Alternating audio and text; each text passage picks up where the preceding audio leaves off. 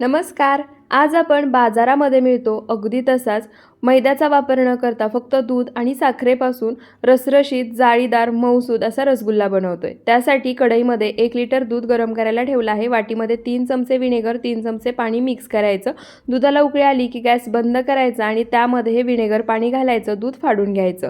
पनीर वेगळं आणि पाणी वेगळं झालं की एखाद्या चाळणीमध्ये रुमाल ठेवायचा, त्याच्यावरती ते निथळून काढायचं आणि हे पनीर एक वेळा स्वच्छ पाण्याने धुवून घ्यायचं आणि 10 मिनिटं असंच पाणी निथळण्यासाठी बाजूला ठेवायचं. 10 मिनिटानंतर तुम्ही पाहू शकता थोडंसं मॉइश्चर पनीरमध्ये शिल्लक आहे.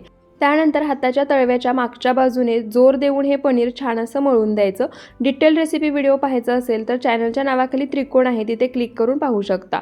पनीर छान असे एक 12 मिनिटं मळून घेतलं आहे. त्याचे गोळे तयार करून घ्यायचे. गोळ्यांना अजिबात चिरा नाही पडल्या पाहिजेत.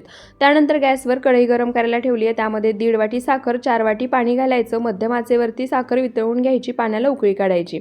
मोठ्या आचेवरती तयार रसगुल्ले पाण्यामध्ये सोडायचे आणि मोठ्या आचेवरती हे रसगुल्ले पाकामध्ये शिजवून घ्यायचे.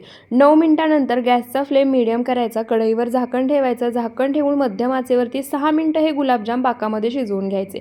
6 मिनिटानंतर झाकण अर्धवट ठेवायचं. पुन्हा 4 मिनिटं शिजवून घ्यायचे. आणि सुरुवातीपासून आत्तापर्यंत 19 ते 20 मिनिटं हे रसगुल्ले मी छान असे पाकामध्ये शिजवून घेतले आहेत. एखाद्या भांड्यामध्ये काढायचे, 2 तास थंड करून घ्यायचे. पाहू शकता मस्त रसरशीत, जाळीदार, मऊसूत असा रसगुल्ला तयार आहे. नक्की